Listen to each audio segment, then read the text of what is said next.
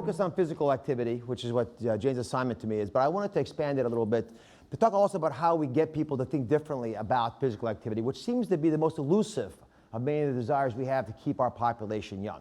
So I'm going to show some images. I actually made some phone calls to friends who do a lot of work in this area. And this first image is from Daniel Amen, who's a good friend of mine. He's an expert really in brain imaging on the West Coast. And if you look at this, he shows brains from young people to older people. The far right here is a 70-year-old, and the far left is a 20-year-old. You'll notice a few things.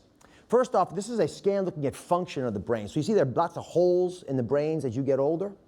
This is because those brains aren't quite as functional in those areas. Little holes of functionality lead to a slowness in processing information, inability to recall details. It doesn't change wisdom, which is a very different phenomenon. It just affects the alacrity, the speed at which we process things. You also notice that the colors are a little different, also reflective of where we process information. But you know what? This is not necessarily what's going to happen in any of our lives. This is a construct that tends to represent the average experience for the average American. But we still see brains that look like 25-year-old brains in people who are in their 70s. And the real challenge today is to figure out how that happens. And physical activity ends up being a very important part of that. Because you can do all the crossword puzzles you want to make your brain smarter. It takes a lot more mental energy to move your limbs around and do things that take you to a different level, and that means physical activity. So this is how we talk about it on the show. I'm going to show you a short clip about how we try to motivate folks. Now to get started, I need a little bit of help from the audience. I need one of you to be my assistant of the day. So if you're sitting in seat 114, come up.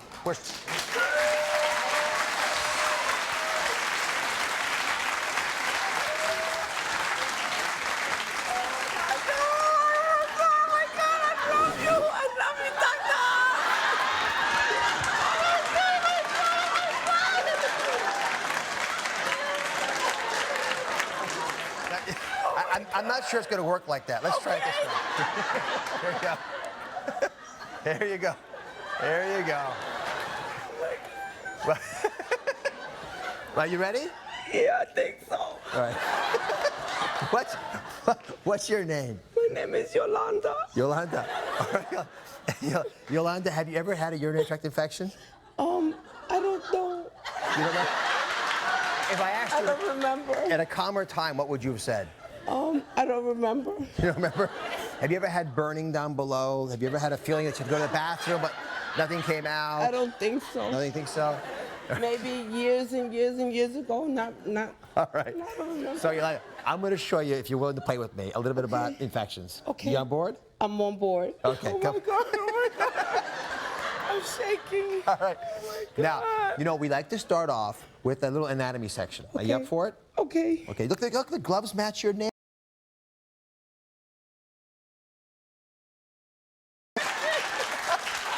Oh, it's perfect. Here. Oh my God, oh my God. Here. One of the biggest challenges we have when we talk about health, and particularly talking about activities, people think they know it already. So one of the biggest challenges I have is to shake them up a little bit and have them think very differently about what their opportunities are. And the one thing I have learned for sure, and I think this messaging becomes important if you think about how to take all the wonderful information that's going to come around on the stage today and try to translate it in a way that's accessible, is that people don't change what they do based on what they know. They change what they do based on how they feel.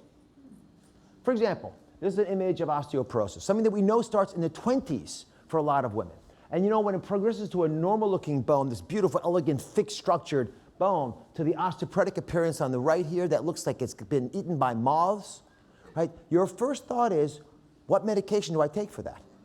Right? That's the first thought. Now, we all know that the single most important way to change that is physical activity, right? Resistance training. If you can lift things up, you prevent the bone from remodeling because your bone remakes itself completely every 7 years.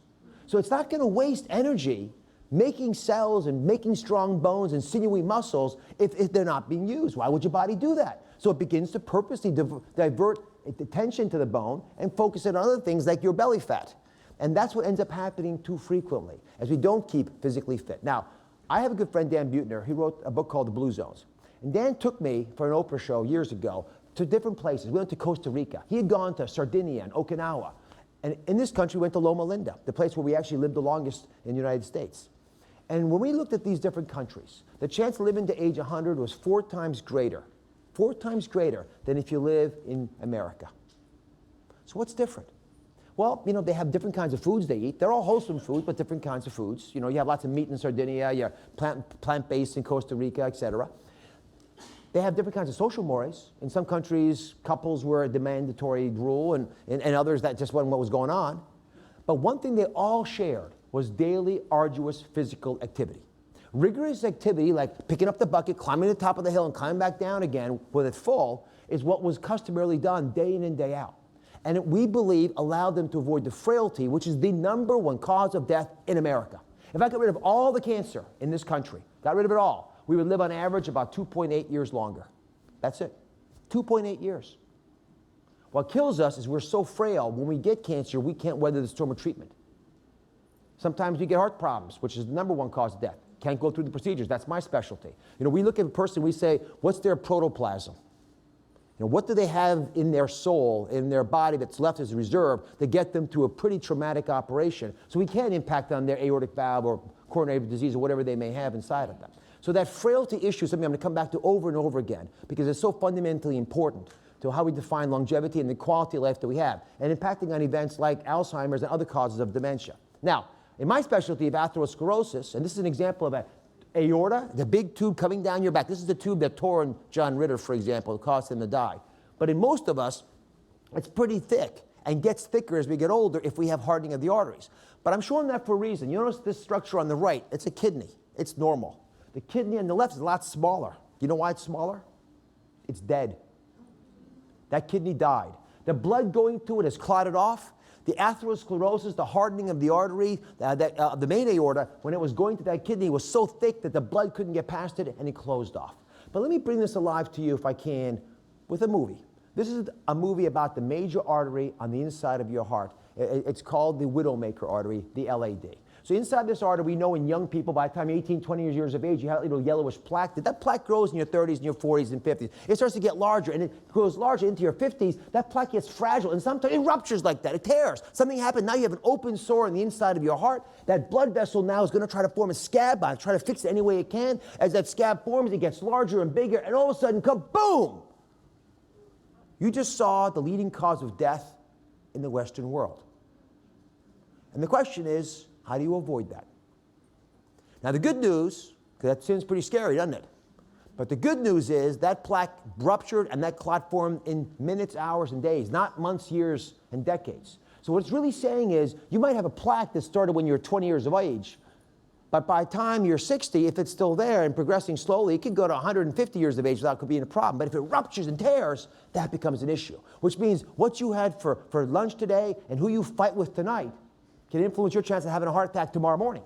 It's that temporally connected. There are 5 factors that control 70% of how you age. 5 factors. Now, Jane mentioned that 2/3 of how we age we control. This is what specifically she's talking about. #1 issue is blood pressure. 115/75 is the optimal number you want to seek. You don't just want to avoid hypertension. Now, why is that important? Remember that artery I showed that ruptured and caused a heart attack when it closed off? Because that's what happens when that artery closes. If your blood pressure is high, it rips that artery wall. It causes a gap, that hole that I showed earlier, and that leads to big-time problems, like what we demonstrated. #2 is stress control. I'll come back to that because that's an important driver of blood pressure. #3, cigarettes and toxins. One word of advice, folks. As a heart surgeon, I have always told people who smoke that I will not operate on them. And I'm not doing it to be harsh. I'm doing it because I care about them. And I don't ever remind people who are smokers that they're smoking because they know it's not good for them. I tell them, listen, if you care about what's going on to the people around you, and if you realize how much they love you, all they're really asking you to do is to care about yourself as much as they care about you. And that will change the way you think about yourself and change the self-esteem issues that often drive those addictive behaviors. #4 is exercise. My topic today, 30 minutes a day, essential. And then if you look at this data, for example, Chris McDowell's data on the Tarahumara Indians in Mexico, when these folks go running, which they do a lot, they run short little steps, they run long distances, they do endurance exercises because our ancestors did endurance hunting. And by that I mean, we have the ability to sweat and we can breathe through our mouth while we do that. So our ancestors did not outrun the antelope. They were very deft in their ability to outlast the antelope. So we have to be able to do that exercise or we develop that frailty that I spoke of earlier. And your physical fitness, your peak physical fitness is age 27. But if we're talking about endurance, that's not how high you can jump. That's how long you can jump or run for. Age 17 is when you start to develop a pretty reasonable endurance level. Guess what? The next time you drop down to that level, you're 65. I'm going to say it again. Your endurance at 17 should be the same at 65. There is no reason why that is not the case, except that you limit yourself to think differently.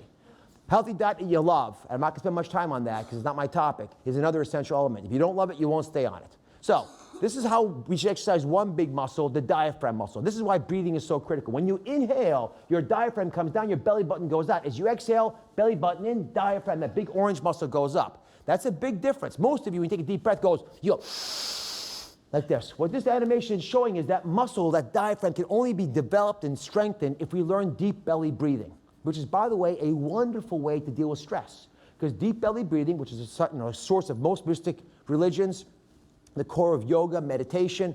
Kids, when they're asleep as children, will naturally move their belly up when they inhale. You want this kind of behavior going on inside your body. And when you're in a meeting and the person's stressing you out, instead of reaching across and strangling, you go, all right, JB, whatever you want. And they can't even tell the difference. Now, conventional diets don't work because the biology of blubber defeats them. There are a dozen redundant systems to hold you back. And I want to talk very quickly about the fact that I want you to look at your waist size. Your belly fat is what ultimately will drive most of the morbidity that we cause and see, and it's the thing that physical activity seems to hold the most. Your belly size, your waist size, should be less than half of your height. That works for men, women, and children, young people, old people, across the board. When that belly fat is larger than that, it causes a big issue. That yellow fat pad there is the omentum. Take that away, there's your belly. Your liver is up, the brown thing up there. The green is the gallbladder. You just had lunch a couple hours ago. That food is moving through your intestines nicely now. It's probably right about there. As that food mixes with bile, it washes. And as it washes, you absorb those nutrients through the wall of the intestinal tract. Once they're absorbed through the wall of the intestinal tract, your liver will metabolize them to whatever you want. If you're physically active, you divert food, your nutrients away from there, and your liver will take the food, convert it to sugar, and you will burn it off. If you're not physically active, those same nutrients will head to your liver, and your liver will turn into foie gras. 20% of the public has a fatty liver like that whitish liver. And the reason they have that is because their omentum, that yellow pad that I spoke to earlier, is getting ponderously larger, stretching out across your waistline, and that's why I'm measuring belly fat. That's why that's so important. Now, if you look at the big issue here, it comes down, in my opinion, for longevity to one big topic. How much muscle you have versus how much fat you have. Muscle burns at least 3 times more calories than fat. And muscle burns calories even when you're not using it, which means if you're exercising on a treadmill, when you get off the treadmill, you stop burning calories. One tip on treadmills, by the way you exercise is you walk on a treadmill, whatever pace you're comfortable with, and then increase the incline. That's how you increase the effort level. Don't try to run faster. That's why people get hurt. That's why those Tarahumara Indians can run tens and dozens of miles a day and never get injured, even in the 80s and 90s. But the issue for us is weightlifting, lifting your body, yoga, tai chi, those basic exercises. They don't just burn calories while you're doing them. They burn more calories after you've done them, because that muscle is a metabolic furnace. So this is my last slide, and this is your goal. You want to be as hard, as strong, as forceful as you can, because you're out there chasing your prey, like that cheetah is. You see that prey as it goes, the muscle, the lack of fat. And you can do this at any age of your life.